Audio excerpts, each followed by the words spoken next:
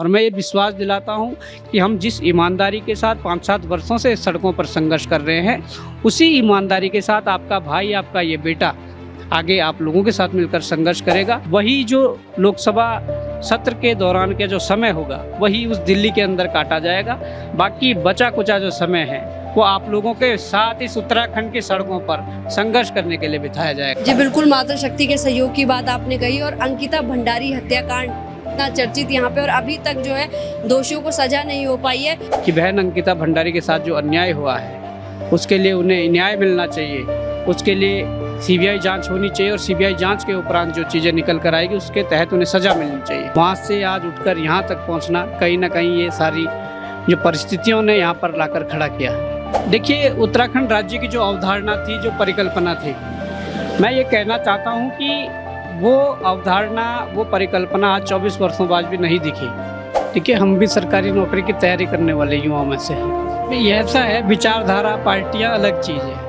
हमारी विचारधारा इस उत्तराखंड के उत्थान के लिए है, इस उत्तराखंड को एक उत्कृष्ट राज्य बनाने के लिए है, इस उत्तराखंड को बेहतर बनाने के लिए है। तो अगर ना खुश हैं और कह रहे हैं कि आज चुनाव जो भाजपा वर्सेज कांग्रेस नहीं रह गया है, आज चुनाव आम जनता वर्सेज राजशाही के बीच है।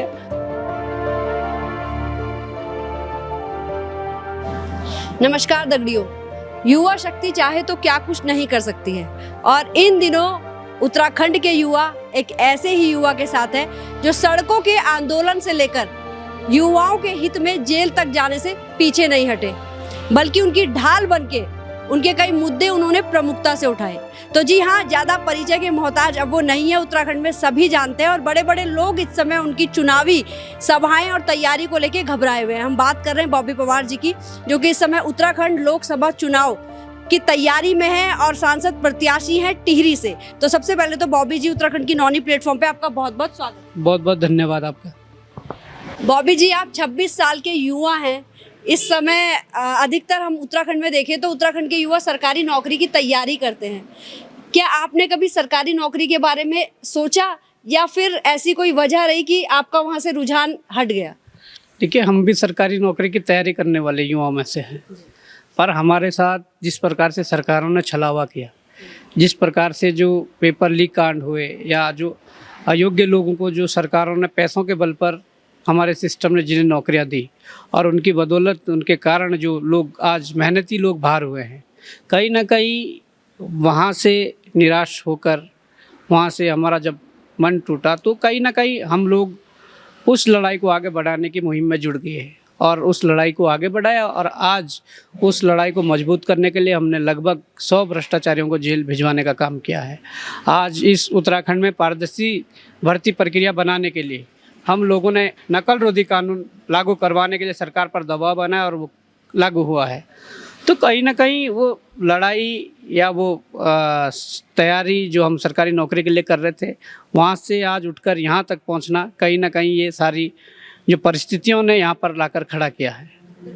अच्छा, अगर हम उत्तराखंड के मुद्दों की बात करें तो एक भू कानून एक अहम मुद्दा है जो लगातार यहाँ पे जन आंदोलनों का रूप ले चुका है। जिस तरह से आंदोलन उत्तराखंड बनाने के समय पे हो रहा था, उसी तरह का आंदोलन फिर से हो रहा है। तो आपको क्या कुछ कहेंगे आप इस बारे में? देखिए, उत्तराखंड राज्य की जो अवधारणा थी, जो परिकल्पना थी, मैं ये कहना चाहता हूँ कि वो अवधारणा, वो परिकल्पना आज 24 वर्षों बाद भी नहीं दिखी। बात यह है कि जिन लोगों ने शहादतें दी, जो 42 लोग शहीद हुए, आज उन्हें भी सच्ची श्रद्धांजलि हम नहीं दे पाए। आज उनके सपनों का ये उत्तराखंड नहीं बन पाया।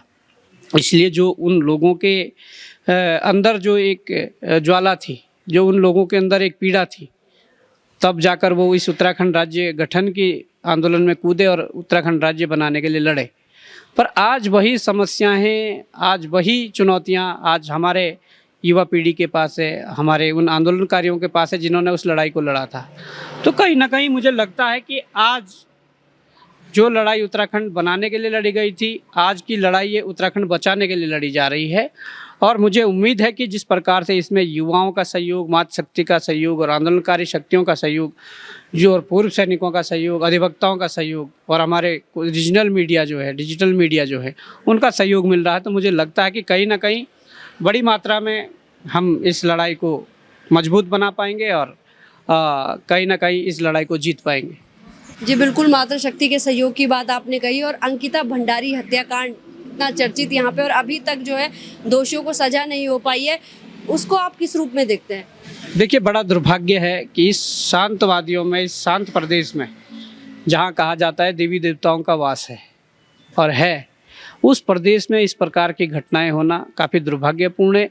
और उससे बड़ा दुर्भाग्य ये है कि जब ऐसी घटना होती है और उस घटना के बाद जब पता चलता है कि किन लोगों ने इस घटना को अंजाम दिया, तो उनको बचाने की कोशिश की जा रही है। बड़ा दुर्भाग्य ये भी है कि बचाने की कोशिश हमारे बड़े अधिकारी, हमारे बड़े नेता, हमारे सरकार के लोग, हमारे राजनीतिक पार्टियों के लोग, वो बचाने की कोशिश कर रहे हैं।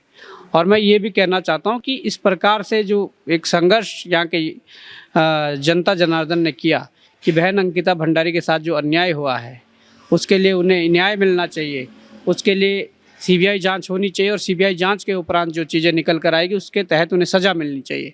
परंतु आज सरकार कहीं ना कहीं अगर बैकफुट पे है, कहीं ना कहीं सीबीआई जांच की मांग जो हो रही है उस सीबीआई जांच करवाने से डर रही है।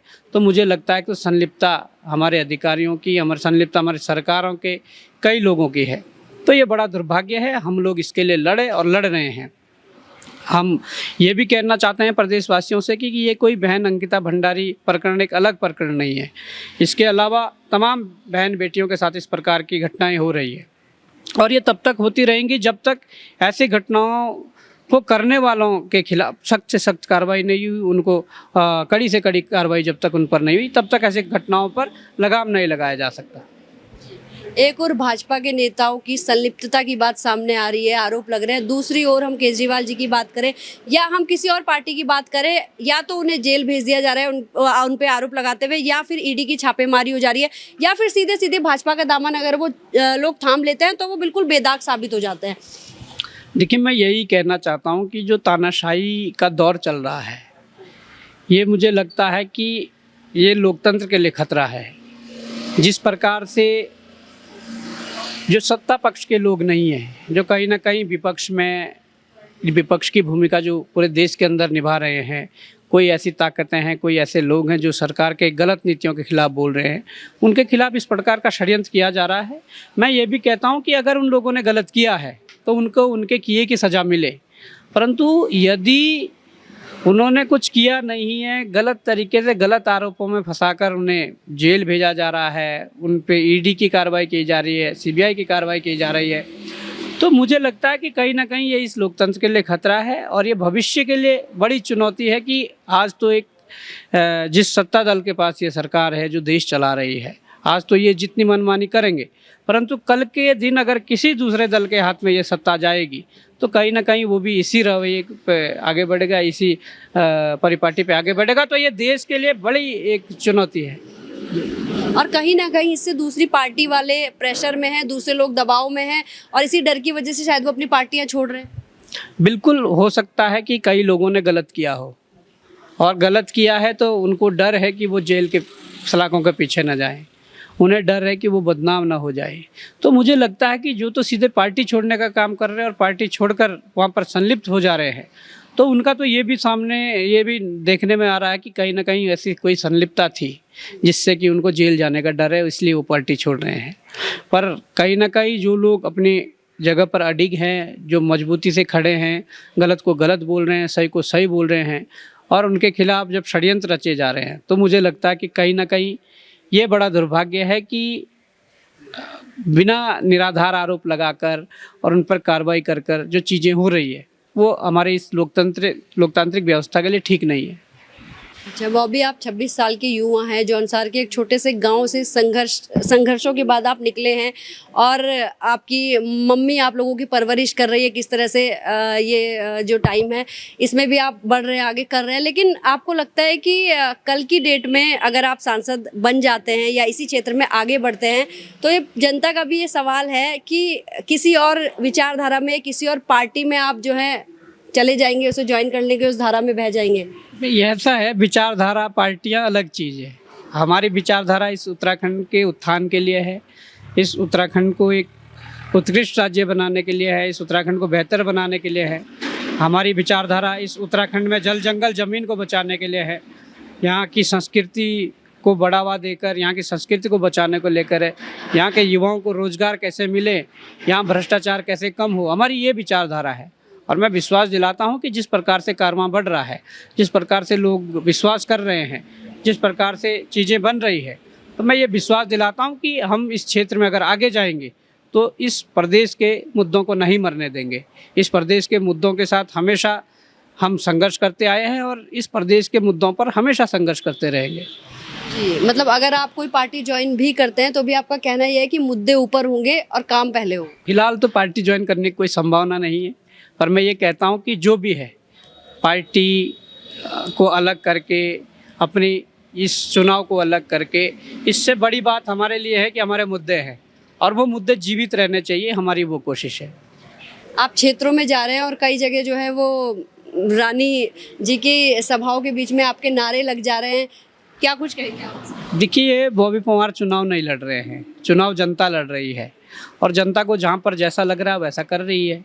तो मुझे लगता है कि जिस प्रकार का माहौल है, जिस प्रकार की चीज़ें हैं, तो कहीं ना कहीं लगता है कि जनता बदलाव का मन बना चुकी है। कहीं ना कहीं आपके सामने भी लोगों की दूसरे पार्टी प्रत्याशियों के प्रति नाराजगी जाहिर हो रही होगी, अब तक जो उन लोगों ने झेला होगा, कई काम नहीं हुए होंगे, आपके सामने भी समस्याएं हैं। नहीं, देखिए, जिस प्रकार से हमारे राजनीतिक दलों ने प्रत्याशी दिए हैं, तो कहीं ना कहीं उनके ही अपने कार्यकर्ता वो नाखुश हैं उन प्रत्याशियों से। तो अगर नाखुश हैं और कह रहे हैं कि आज चुनाव जो भाजपा वर्सेज कांग्रेस नहीं रह गया है, आज चुनाव आम जनता वर्सेज राजशाही के बीच है और इस राजशाही ने जिस प्रकार से लंबे समय से इस टिहरी संसदीय क्षेत्र पर ये कब्जा किया है या इस पर जो प्रतिनिधित्व किया है, तो जनता चाह रही है कि कहीं ना कहीं उस प्रतिनिधित्व को हटाकर एक नए व्यक्ति को मौका दिया जाए और इस टिहरी संसदीय क्षेत्र की जनता को कहीं ना कहीं राहत दी जाए। जी, टिहरी लोकसभा क्षेत्र में आप क्या मानते हैं कि किस किस क्षेत्र में, किस किस इलाके में बहुत ज़्यादा मजबूती से आप अपने आप को देख रहे हैं?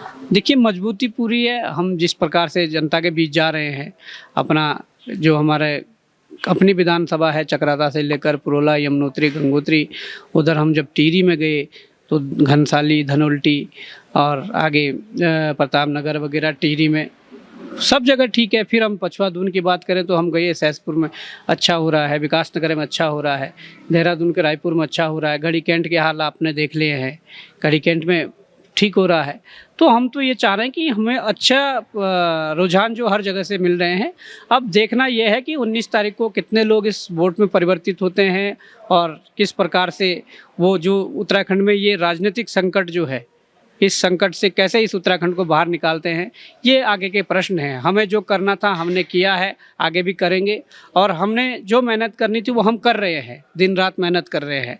अब गेंद जनता के पाले में है, जनता किसको विजेता बनाती है, किसको विजेता बनाती है, ये जनता के हाथ की बात है। जी, क्या कुछ खास रणनीति बना के आप लोग काम कर रहे हैं? रणनीति साफ है। हमारे युवा रात दिन संघर्ष कर रहे हैं, रात दिन मेहनत कर रहे हैं।